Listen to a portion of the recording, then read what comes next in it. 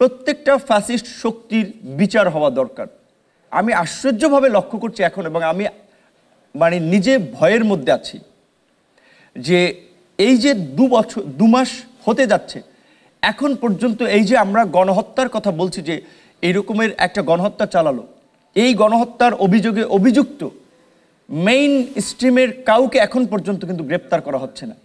যাদেরকে গ্রেপ্তার করা হচ্ছে আরও এই বিচার ব্যবস্থা প্রক্রিয়াকে বিতর্কিত করা হচ্ছে, মামলাগুলোকে আপনার বেইজলেস করা হচ্ছে, মামলাগুলোকে প্রশ্নবিদ্ধ করা হচ্ছে।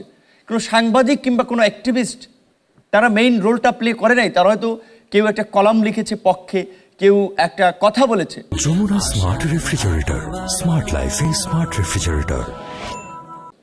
বাট তারা মেইন কালপ্রিট না, এখনো মূল কালপ্রিটরা ধরাছোঁয়ার বাইরে থেকে যাচ্ছে। তো আমার সন্দেহ সরকার কি তাদেরকে একটা স্পেস দিচ্ছে কিনা। এবং কিছুদিন আগে 56 জন ডিসি অ্যাপয়েন্টেড হয়েছে, আপনারা জানেন। সেখানে একটা অভিযোগ এসেছে যে আমাদের এই আন্দোলনের আবার সমন্বয়কদের কেউ কেউ ডিসি এসপি অ্যাপয়েন্টেড করেছেন, বিশেষ করে ডিসি।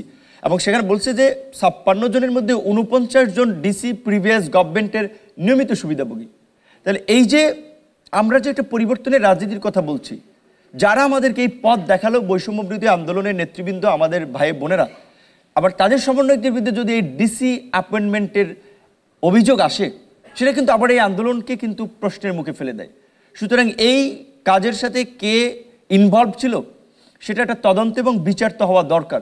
কিন্তু এখন পর্যন্ত আমরা জানি না আসলেই কোনো সমন্বয়ক এটা করেছে কিনা, কিংবা তানভীর কোন ব্যক্তি যিনি সচিবালয়ের আপনার একজন জয়েন্ট সেক্রেটারির সাথে মিলে এই অ্যাপয়েন্টমেন্টগুলো করেছেন, এবং তাকে দিয়ে কি আপনার এই যে ফ্যাসিবাদের পুনর্বাসন হচ্ছে কিনা। বিশ্ববিদ্যালয়ের 2-1 উপাচার্য নিয়োগ প্রাপ্ত হয়েছেন, ইতিমধ্যে আমরা দেখেছি যে তারাও বিগত সরকারের আমলে এই ফ্যাসিস্ট শক্তির দোসর ছিলেন। স্বাস্থ্য মন্ত্রণালয়ে আমরা অনেকের অ্যাপয়েন্টমেন্ট দেখতে পেয়েছি, বিভিন্ন সেক্টরে আমরা অনেকের অ্যাপয়েন্টমেন্ট দেখতে পাচ্ছি যে তারা বিগত সরকারের সময়ও আপনার এই ফ্যাসিস্ট শক্তির বেনিফিশিয়ারি এবং দোসর ছিলেন। দুর্জন বিদ্বান হলেও পরিত্যাজ্য। সুতরাং সরকার যদি ভাবে যে তারা লার্নেড নলেজেবল ব্যক্তি, সো তাদেরকে একটু সুযোগ দেই, এইটা করলে কিন্তু এই আন্দোলনের স্পিডের সাথে সুস্পষ্ট বেইমানি করা হবে। কাজেই সরকারকে আমরা পরিষ্কারভাবেই বলতে চাই, এ ধরনের কোনো অন্যায় সিদ্ধান্ত, কারোর সাথে ব্যক্তিগত সম্পর্ক থাকতে পারে, এই স্বজনপ্রীতি আমরা সমর্থন করব না। যাদের বিরুদ্ধে বিতর্কিত অভিযোগ রয়েছে, স্পষ্টভাবে সেই অভিযোগের ভিত্তিতে তাদের বিরুদ্ধে ব্যবস্থা নিতে হবে, এবং ফ্যাসিবাদের দোসরদেরকে কোনোভাবেই পুনর্বাসন করা যাবে না।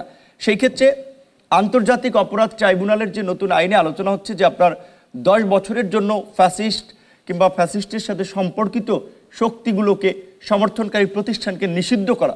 আমি মনে করি সেক্ষেত্রে আওয়ামী লীগ, জাতীয় পার্টি, এরকম যারাই এই ফ্যাসিস্ট শক্তির দোসর ছিলেন তাদেরকে একেবারে নিষিদ্ধ না করে যে আইনটি করা হচ্ছে এইটা যুক্তিযুক্ত, যে 10 বছর নিষিদ্ধ করা। কারণ তাদেরকে উদাহরণ হিসেবে জাতির সামনে, প্রজন্মের সামনে রাখতে হবে যে এরা ফ্যাসিস্ট শক্তি, এরা গণহত্যা চালিয়েছিল, তাই এদেরকে 10 বছর নিষিদ্ধ করা হয়েছিল। কাজেই জনগণ পরবর্তীতে সিদ্ধান্ত নেবে যে জনগণ তাদেরকে কতটুকু ক্ষমা করবে কি করবে না। সেই জায়গা থেকে আমি স্পষ্টভাবেই সেটা আওয়ামী লীগ, জাতীয় পার্টি কিংবা ছাত্রলীগ কিংবা আরও যারা এই ফ্যাসিস্টের সহযোগী ছিলেন তাদেরকে ওই আইন যদি এটা আপনার পাশ হয়, সেই আলোকে আমি তাদেরকে নিষিদ্ধের দাবি জানাবো।